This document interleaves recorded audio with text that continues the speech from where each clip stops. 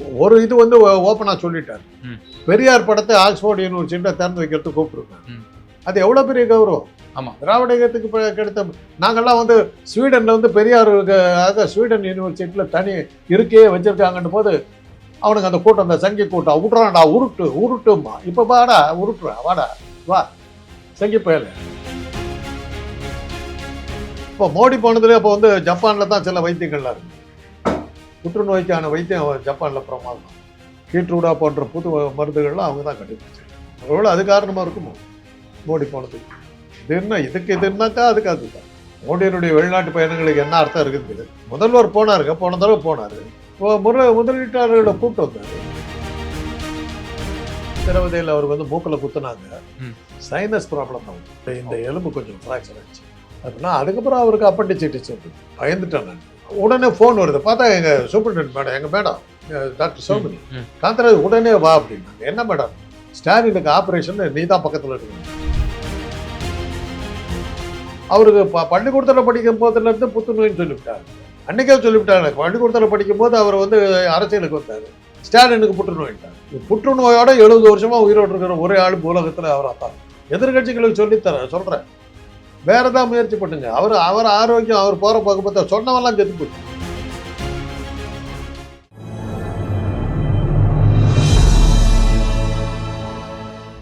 Tamil news பார்வையாளர்களுக்கு அன்பு வணக்கம். இன்றைய சிறப்பு நேர்காணலில் நம்மோடு இருந்திருப்பவர் மருத்துவர் மற்றும் அரசியல் விமர்சகர் டாக்டர் காந்தராஜ் சார். சார் வணக்கம் சார். நம்முடைய முதலமைச்சர் திரு மு.க. ஸ்டாலின் அவர்கள் முதலீடுகளை ஈர்க்க வேண்டும் என்பதற்காக ஜெர்மன், இங்கிலாந்து போன்ற நாடுகளுக்கெல்லாம் வந்து பயணத்தை மேற்கொள்ள இருக்கிறாங்க. கிட்டத்தட்ட 10 லட்சம் கோடி அளவுக்கான அந்த முதலீடுகளை ஈர்ப்பதற்கான திட்டமிடலிருந்து விடப்பட்டிருப்பதாக தகவல்கள். ஏற்கனவே வந்து இந்த ஆட்சியினுடைய பிகினிங்லேயே வந்து ஒரு திட்டத்தை வச்சுருந்தாங்க. பை 2031 நம்ம வந்து 1 ட்ரில்லியன் எக்கானமி அச்சீவ் பண்ணணும் அப்படின்ற ஒரு நோக்கோடு தான் வந்து எவ்ரி திங் வந்து பிளாட்டட் பண்ணப்பட்டிருக்கு அப்படின்ற ஒரு தகவல். இதை தாண்டி அன்அஃபிஷியலான பல தகவல்கள், பல கருத்துக்கள் வந்து சோசியல் மீடியாஸும் சரி, இன்னும் சொல்லப்போனால் ஒரு சில அரசியல் கட்சியினர், திமுகவுக்கு எதிரான மனநிலை கொண்டவர்கள் சமூக வலைதளத்தில் அப்பட்டமாக எழுதுறாங்க. தலைவர்களே, குறிப்பிடத்தக்க தலைவர்களே என்னால் சொல்ல முடியும், அவங்களாம் எழுதுறாங்க, முதல்வர் அவர்களே நீங்கள் வந்து வருடாந்தோறும் இந்த மாதிரியான வெளிநாட்டு பயணங்களை நீங்கள் மேற்கொள்கிறீர்களே, இது வந்து உண்மையிலேயே இந்த முதலீடுகளை ஈர்ப்பதற்கான பர்பஸ் தானா, அல்லது உங்களுடைய மருத்துவத்திற்கான பர்பஸா? அது வந்து நீங்க வெளிப்படையா நீங்க சொல்லணும். ஏன்னா கடந்த முறையே திரு அண்ணாமலை அவர்கள் மாநில தலைவராக இருந்தபோது வெள்ளை அறிக்கை வெளியிடணும் அப்படின்ற மாதிரி சொல்லியிருந்தாரு. ஆனால் திராவிட முன்னேற்ற கழகத்திலிருந்து அது மாதிரி ப்ராப்பரான ரெஸ்பான்ஸ் பண்ணல. இது மாதிரி ஒவ்வொரு முறையும் அவர் ஆண்டுதோறும் அவர் வந்து சென்ற ஆண்டு அமெரிக்காவுக்கு போனார், இந்த ஆண்டு இப்போ ஜெர்மன், இங்கிலாந்துக்கெல்லாம் போறாரு. இது வந்து மருத்துவத்துக்காக போறாங்க அப்படின்ற ஒரு கருத்து முன்வைக்கப்படுது. எப்படி பாக்குறீங்க? இல்லை, அண்ணாமலையுடைய கருத்தை பற்றி நான் கவலைப்படல. ஏன்னா இது வந்து அவர் வந்து ஸ்டாலினுக்காக சொல்லலை, மோடிக்காக சொல்லணும். கண்ட ஊருக்கெல்லாம் போறிய, என்னத்துக்கா போறேன்னு கேட்குறாரு. அவருடைய நடவடிக்கைகள்லாம் பார்த்தீங்கன்னாக்கா கட்சி தலைவர்களுக்கு எதிராக இருக்காரு. அமித்ஷா கூட்டத்தில் பேசினாக்கா அண்ணாமலை பேர் சொன்னாக்கா கை தட்டுறாங்க, அமித்ஷா வசிக்கப்படுத்துறாரு. ஸ்டாலினை பார்த்து கேட்குற மாதிரி அடிக்கடி ஊருக்கு போறிய, என்னத்துக்கா போற, என்ன விஷயம் அப்படிங்கிறாரு. யாரை பார்த்து கேட்குறாரு? மோடி. மோடியை டைரக்டாக கேட்டால் அது ஸ்டாலினை கேட்குற மாதிரி கேட்டு அவர் அதனால அது உள்கட்சி விவகாரம். மோடியை பார்த்து கேட்குற, மோடி தான் பதில் சொல்லணும். சைப்ரஸுங்கிற நாட்டுக்கு போனாருங்க மோடி.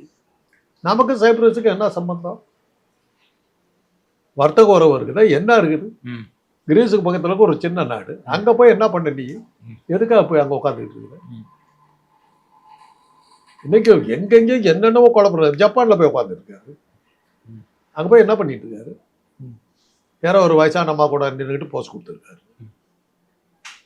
பழைய இதெல்லாம் அங்கே போய் என்னத்துக்கு 2 நாளில் நீ என்ன பண்ண போயிருக்கு? இப்போ இந்த புல்லட் ட்ரெயினுக்கான அந்த புரிந்துணர்வு ஒப்பந்தங்கள் இவைகளெல்லாம் வந்து போடப்படும் என்று காரணங்கள் கூறப்படுது. புல்லட் ட்ரெயின் வந்து சைனாவில் தான் இதை விட பெற்றாரு.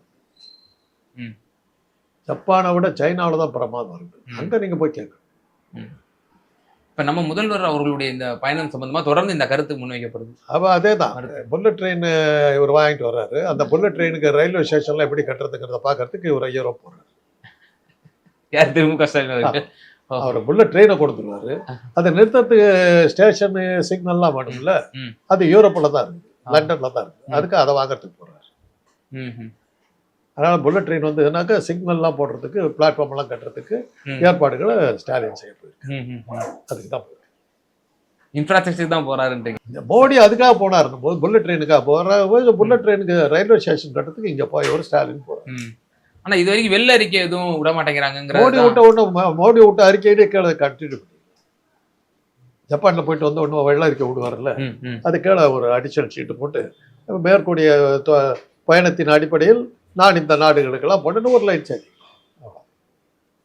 தொடர்ந்து எப்பப்பெல்லாம் முதலமைச்சர் அவர்கள் ஆண்டுதோறும் இந்த முதலீடுகளை ஈர்ப்பதற்கான பயணங்களை வந்து மேற்கொள்றாங்க, அப்போ எப்பப்பெல்லாம் ஒரு கிளம்புறாரோ அப்பப்பெல்லாம் வந்து இந்த விமர்சனம் வந்து முன்வைக்கப்படுது. இவர் வந்து மருத்துவ காரணத்திற்காகத்தான் வந்து செல்கிறார், இங்க வந்து போதிய சிச்சுவேஷன்ஸ் இல்லை, அதனால அங்க ஐரோப்பிய நாடுகள் அமெரிக்கா போன்ற நாடுகள்ல மேற்கொள்றாரு அப்படின்ற ஒரு கருத்து. மோடி அது மாதிரி காரணத்துக்கு தான் போறாரு. சைப்ரஸ் நாட்டுக்கு ஏன் போறாருன்னு கேட்டேன், இன்னும் பதில் இல்லை. பல நாடுகள், கேள்விப்படாத நாடுகளுக்கெல்லாம் போனார். எதுக்காக போனாரு?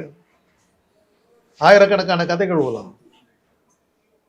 அந்த அதிகாரிகள் எல்லாம் கேட்டாங்க, அவர் வெளிநாட்டு பயணங்களை பத்தி பல கதைகள் உலாம். இதெல்லாம் பேச முடியுமா? அதான் சொன்னா ஆன்டி இண்டியன் நாடு. இப்ப ஜப்பானுக்கு என்னத்துக்காக போயிருக்காரு? புல்லட் ட்ரெயின்ன்றீங்க. அதே மாதிரி ஒரு காரணத்துக்காக இவரும் போறாரு. என்ன இருக்குது? என்ன தப்பு? இப்போ மோடி போனதுல அப்போ வந்து ஜப்பான்ல தான் சில வைத்தியங்கள்லாம் இருக்குது. புற்றுநோய்க்கான வைத்தியம் ஜப்பான்ல பிரமாதம். கீட்ரூடா போன்ற புது மருந்துகள்லாம் அவங்க தான் கண்டுபிடிச்சிருக்காங்க. ஒருவேளை அது காரணமா இருக்குமோ மோடி போனதுக்கு? இது என்ன, இதுக்கு இது என்னக்கா அதுக்கு அதுதான். மோடியினுடைய வெளிநாட்டு பயணங்களுக்கு என்ன அர்த்தம் இருக்குது? இதுக்கு முன்னாடி போன போது பல முதலீட்டாளர்கிட்ட வரவழைச்சாரு. நந்தனத்தில் நடந்த வர்த்தக மையத்தில் அந்த முதலீட்டாளர்கள்லாம் வந்தாங்க, இவ்வளோ பணம் வந்ததுன்னு கணக்கு கொடுத்தாரு. பழனிசாமி நடத்துறாரு, ஜெயலலிதா நடத்துறாங்க. என்ன ஒரு அமௌண்ட் ₹1 வந்தது. அந்த ஜெயலலிதா நடத்துற முதலீட்டாளர்கள் 3000 கோடி வந்ததுன்னு சொன்னாங்க. அந்த பணம் என்ன ஆச்சு? ஜெயலலிதா நடத்துற மாநாட்டில் அந்த மாநாட்டில் வந்த பணம் என்னாச்சு? அப்பதான் அந்த அம்மாவுடைய கடைசி ஃபங்க்ஷன் இது ஏறத்தாழ. அதுலதான் எல்லாத்துக்கும் தெரிஞ்ச அந்தம்மா ஏறத்தாழ வாழ்க்கையுடைய அந்திமத்துக்கு போயிட்டாங்க. ஏன்னா அதை அன்னைக்கு பார்த்தவங்க சொன்னாங்க, அங்கேருந்து 10 அடி நடந்து வரதுக்கு அந்த அம்மாவுக்கு 1 மணி நேரம் ஆச்சு. அப்பதான் சொன்னாங்க, இந்த அம்மாவுக்கு பார்த்தா தாங்க மாட்டாங்க. அதுல இருந்து ஒரே மாதத்துல இறந்து போயிட்டாங்க. 3000 கோடிக்கு மேல வந்து முதலீட்டாளர்கள் போட்டாங்க. நாங்கள் அந்த பணத்துல என்ன தொழிற்சாலைகளை ஆரம்பிச்சாங்க, என்ன வியாபாரத்தை தொடங்குனீங்க? இன்னைக்கு வரலும் பழனிசாமி ஏதாவது கணக்கு கொடுத்துருக்காரா? அவர் கூட்டணியில் இருந்தவர் பாஜக. அண்ணாமலை அது கணக்கு சொல்லு.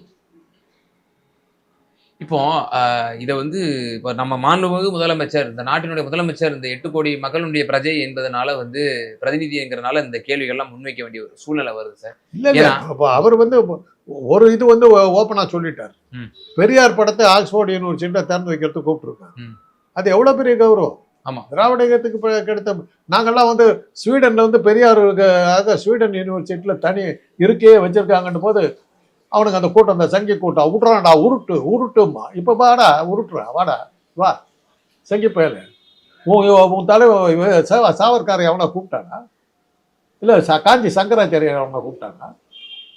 சொல்லுங்கடா, பெரியார் தான்டா கூப்பிடுறான். எங்கே போய் வச்சுக்கோ மூஞ்ச? 3% பக்காரனை கேட்குறேன். பெரிய ஒரு அறிவுலக மேத புறவிலேயே பிரம்மா தலையிலேருந்து பிறந்தவனாச்சேன். சூத்திரன்டா நான், காலில் இருந்து பிறந்தவன். மூளைவை சுரண்ட அளவுக்கு நாங்கள் வந்திருக்கோம், தெரியுது இல்லை? அந்த பெரியார் படத்தை ஆக்ஸ்போர்ட் யூனிவர்சிட்டி கனவுலகம். அந்த காலத்தில் ஆக்ஸ்போர்ட் யூனிவர்சிட்டியில் கேம்பிரிட்ஜில் படிக்கிறது ஒரு கனவு. அந்த யூனிவர்சிட்டியில் பெரியாருக்கு படம், காஞ்சி சங்கரனுக்கு வைக்கல. சரி, ஏன் இந்த கேள்விகள்லாம் முன்வைக்கப்படுது அப்படின்னா, சமீப நாட்களாக வந்து ஒரு சில மாதங்களுக்கு முன்னதாக அம்மையார் பிரேமலதாவே ஒரு குற்றச்சாட்டு வச்சாங்க. திரு மு க ஸ்டாலின் அவர்களுக்கு வந்து உடல் உண்மையிலேயே அவங்களால வந்து முடியல, அவங்க வந்து கொஞ்சம் உடல் வந்து அவர்களுக்கு கொஞ்சம் சற்று நலிவடைந்தா இருக்காங்க. இப்ப பாருங்க, வேஷ்டி கூட போடுறது இல்லை முதலமைச்சர் அவர்கள், பேண்ட் தான் போடுறாங்க. ஏன்னா கை நடுக்கம் அவருக்கு அதிகமா இருக்கு, கை நடுக்கம் இருக்கிறதுனால அது தெரியக்கூடாதுங்கிறதுனால பாக்கெட்டுக்குள்ள கையை விட்டுக்கிறாங்க அப்படின்னு சொல்லி பிரேமலதா அம்மையாரே வெளிப்படையாகவே ஓப்பனா ஸ்டேட்மெண்ட் விட்டாங்க. அதை அடுத்து இப்ப ஆன்ஜியோ சிகிச்சை கூட அவர்களுக்கு வந்து மேற்கொள்ளப்பட்டது. முகங்கள் வீங்கிய வண்ணமாக முதல் இருந்த போது இல்லாம, தோற்றத்தில் இல்லாம சற்று கொஞ்சம் வீக்கமாக இருந்ததாக நம்ம பார்க்கிறோம். இப்போ இதெல்லாம் வைத்து சில காரணங்கள் சொல்லப்படுகிறது. முதல்வர் அவர்கள் வந்து சற்று இன்னும் ஓய்வு வேண்டும், அவருக்கு முறையான சிகிச்சை வேண்டும் என்ற கருத்து சொல்லப்படுகிறது. இந்த முதல்லயே சொல்ல வேண்டியதானே? சார் நீங்கள் பண்ணுறதெல்லாம் பார்த்தா நாங்கள் ஜெயிக்கவே மாட்டோம் போல இருக்குது. நீங்கள் போடுற திட்டங்களும் நீங்கள் பண்ணுற இதையும் பார்த்தாக்கா எங்களுக்கு எதிர்காலமே இல்லாமல் போயிட்டு போல் இருக்குது. நாங்கள் சோத்துக்கு என்ன பண்ணுவோம், நீங்கள் சற்று ஓய்வு எடுத்தால் தானே எங்களுக்கும் பொழப்பு நடக்கும்ன்றது தான் அவங்க சொல்லியிருக்காரு. அதுதான் காரணம். இதை முதல்ல நீங்கள் சொல்லியிருக்கலாம். நீங்கள் சுறுசுறுப்பாக இருந்தால் நான் கட்சி எப்படி நடத்துறதுன்னு பிரேமலதா சொல்லியிருக்கேன். தன்னை போல் பிறரை நினை. அவங்க வீட்டுக்காரர் அப்படித்தான் இருந்தார். எங்க ஏறத்தாழ கோமா ஸ்டேஜில் இருந்து ஒரு கொண்டு மேடையில் உட்கார வச்சதில் உயிரோடு இருக்கிற மாதிரி கேட்டுச்சு. பொத்துன்னு விழுந்தார் அவர். அப்போ என்ன எங்கள் டாக்டர்களுக்கு தெரிஞ்சு போய் கோமாவில் இருக்காரு. சுயநினைவு இல்லாமல் வந்து குழந்தை சேர்ல உட்கார வச்சிருந்தார். அப்படியே விழுந்தார், சாஞ்சு விழுந்தார். அப்படியெல்லாம் பண்ணி தானே ஒரு கேவலம் ஒரு பதவிக்காக தான் புரிச்சனையே கொண்டு நிறுத்தினாமா. அதே மாதிரி எல்லாத்தையும் நினைக்குது. பாக்கெட்டில் கை விட்டுக்கிறாங்க. அவர் எங்கே பாக்கெட்டில் கை விட்டு நடந்து போகிறாரு, சைக்கிளில் போகிறாரு. பிளேனில் போகிறதுக்கு 7 மணி நேரம் ஆகும், 8 மணி நேரம் ஆகும் லண்டன் போகிறதுக்கு ஃப்ளைட்டில். 8 மணி நேரம் சீட்டில் உட்காந்துக்கிட்டு போகும். ஹெல்த்தை கேட்டு அவங்க போக முடியுமா? சொல்லுங்க பாருங்க. 4 நாடுகளுக்கு போகிறாரு. ஒவ்வொரு நாட்டுக்கும் போய் இறங்கி பார்த்தீங்கன்னா சீதோஷ வெப்பநிலை மாறும். அந்த இங்கிலாண்டில் இருக்கிறத விட ஜெர்மன் வந்து கடுமையான குளிர் அதிகம், மிக அதிகமான குளிர், தாங்க முடியாத குளிர். ஏர்போர்ட்டில் ஏசி பண்ணியிருப்பான், இருந்தால் கூட அதையும் தாண்டி நமக்கு இதாக இருக்கும். அதே மாதிரி தான் சுவிட்சர்லாந்து போனீங்கன்னாக்கா அது இல்லை, நான் ஜெனிவாவுக்கு போகும்போது என்கிட்ட சொன்னாங்க, டே தாங்க முடியாதடா உன்னால, ஒரு நாளைக்கு மேலே இருக்காதுன்னா. இதுக்கு நான் சம்மரில் தான் போகிறேன். பட் நான் சமாளிச்சிட்டேன். அது அதே மாதிரி தான் என்ன ஒரு தடவை லடாக் அனுப்புறதுக்கு ஏற்பாடு பண்ணாங்க. அது எய்ட்ஸ் கண்ட்ரோல் ப்ரோக்ராமில் காஷ்மீரை முடிச்சுட்டு லடாக் அப்படியே போங்க. நான் ஒரு சரி காஷ்மீரை பார்த்துட்டு லடாக்கு போகலான்னு பெருசாக இது பண்ணா க்ளீனாக சொன்னாங்க, அப்பா லடாக்கு குளிர் நீ நினைக்கிற மாதிரி இருக்க, செத்து போடுவேன் நீ. அதுக்கு கூட தான் பார்த்து ஓட்டோம். அவங்க ஊருக்காரனே போகாத ஒரு ஊருக்கு வடக்கத்திக்காரன் எவனும் போக மாட்டேன் ஊருக்கு என்ன அனுப்புறதுக்கு பார்க்குறாங்க. நான் ஏதோ நம்ம மேலே முக்கியத்துவம் கொடுத்து அனுப்புகிறாங்கன்னு நான் நினச்சிக்கிட்டேன். அப்புறம் பார்த்தா எவனும் மாட்டேங்கிற ஊருக்கு இப்போ அந்தமானுக்கு போனாங்க எவனும் போக மாட்டான். ஏன்னா அங்கே போயிட்டு வந்தோம்னா பல நோய்கள் வரும். அந்தமானுக்கெல்லாம் போனோம்னா நம்ம கேள்விப்படாத கொசு ஈயெல்லாம் அங்கே இருக்குது. ரங்கராஜன் குமாரமங்கலம் வந்து போனார், அவர் அமைச்சராக இருக்கும்போது போனார். ரொம்ப நெருக்கமானவர், குடும்ப நண்பர். நமக்கு ஒரே டெம்டேஷன், அந்தமானுக்கு போகிறோன்னு. அப்புறம் தான் சொன்னா செத்து போயிட்டு போட்டாங்க. இந்த மாதிரி இடத்துக்கெல்லாம் நம்மளை அனுப்புவாங்க. ஸோ அதான் சார், இப்போ நம்ம முதலமைச்சர் இப்போ இந்த பயணிகள்லாம் மேற்கொள்ளும் பொழுது இந்த பயணமெல்லாம் எடுத்துக்க அந்த மாதிரி 8 மணி நேரம் அங்கேருந்து வெப்பநிலை மாறக்கூடிய பிரதேசங்கள் ஐரோப்பாவுக்கு போகிறேன். ஐரோப்பா போகிறது அவ்வளோ சுலபம் இல்லை. உங்களுக்கு அவ்வளோ எலக்ட்ரிக் இது ஓவர் கோட்டெல்லாம் போட்டுக்கணும் எலக்ட்ரிக். அது தெரியுமா? அதுலேயே அந்த ஜெர்கின்ஸ் எல்லாம் இருக்குது இல்லை, அதில் வந்து ஒயர் வச்சுருப்பாங்க, அதுலேயே ஹீட்டர் இருக்கும். அதை போட்டுக்கிட்டு தான் போக முடியும். அந்த அளவுக்கு இருக்கும். அதையெல்லாம் அவரால் தாங்கிக்கிட்டு வர முடியுதுன்னா உங்களுக்கு நம்ம அனுதாபம் தான் தெரிவிச்சுக்கணும். வேற ஏதாவது முயற்சி பண்ணுங்க சார். இப்போ நீங்க பல முறை பதிவு செஞ்சிருக்கீங்க, மிசாவிலே நீங்க வந்து அவர் உள்ளே இருக்கும் பொழுது நான் மருத்துவ சிகிச்சை கொடுத்துருக்கிறேன் அப்படின்னு சொல்லி. நான் சிகிச்சை கொடுக்கல, சிகிச்சைக்கு அழைச்சிட்டு போயிருக்கீங்க. ஸோ அந்த சமயங்கள்ல அவருக்கு ஏதேனும் வந்து அந்த சிறைச்சாலையில் இருந்த அந்த சித்திரவதையினால ஏதேனும் அவர்களுக்கு வந்து சித்திரவதையில் அவருக்கு வந்து மூக்கில் குத்துனாங்க. சைனஸ் ப்ராப்ளம் தான் வந்து. Sinus problem. இந்த எலும்பு கொஞ்சம் ஃப்ராக்சர் ஆச்சு. அவருக்கும் வீரமணி ஐயா 2 பேர்த்துக்கும் 2 பேர்த்தையும் மூக்கில் குத்திருக்காங்க.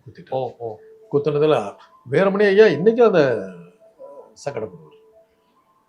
அவருக்கும் அந்த இதாச்சு. அப்போ ரெகுலராக ஜிஹெச்சில் கூப்பிட்டு வந்து ரேடியாலஜி டிபார்ட்மெண்ட்டு தான் அந்த இதெல்லாம் வச்சு ட்ரீட்மெண்ட் கொடுக்கும் அப்படின்னா. அதுக்கப்புறம் அவருக்கு அப்பண்டிசைட்டிஸ் வந்தது. மாறனுக்கு டைஃபாய்டு வந்தது, இவருக்கு அப்பண்டிசைட்டிஸ் வந்தது. 2 பேரும் ஒரே நேரம். மாறனுக்கு சிவியர் டைஃபாய்டு. நான் பயந்துட்டேன். நான் இது அவ்வளோதான் போட்டுருக்கிறேன். முரசொலி மாறன். அப்புறம் போட்டு இது பண்ணிட்டோம்.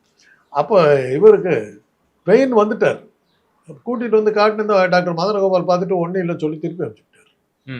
நான் பாட்டு கிளம்பி வந்துட்டேன். வந்தால் கலைஞர் வந்து என்ன அவனுக்கு இது ஆப்ரேஷன் சொல்கிறாங்க, நீ பாட்டுக்கு வந்துட்டேன் அப்படின்ட்டு எங்கள் வீட்டில் உட்காந்துட்டார்.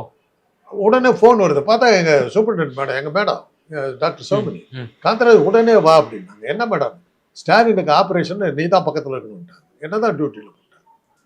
உடனே நான் வருத்தமான இருக்கேன், நான் போய் ஃபோன் பண்ணுறேங்க, அதுக்கப்புறம் வாங்க அப்படின்ட்டு நாங்கள் போயிட்டு அந்த ஆப்ரேஷன்லாம் முடிஞ்சு எல்லாம் டாக்டர் ரங்கபட்சன் தான் பண்ணார்.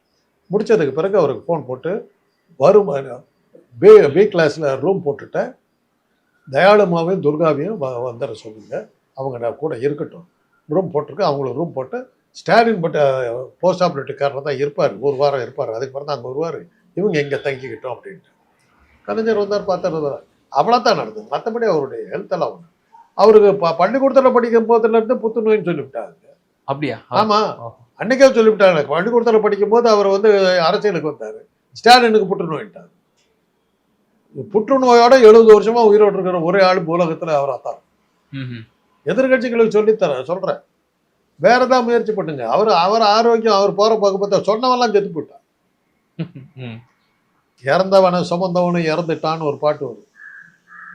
இவன் பாடியை தூக்கிட்டு போறான், கொஞ்சம் கூட ஞாபகம் இல்லாம. ஒரு நாள் நாம அந்த பாடியாக தான் இருப்போம், அவனுக்கு தெரியாம இவன் தூக்கிட்டு போறான். இறந்தவனை சுமந்தவனு இறந்துட்டான்.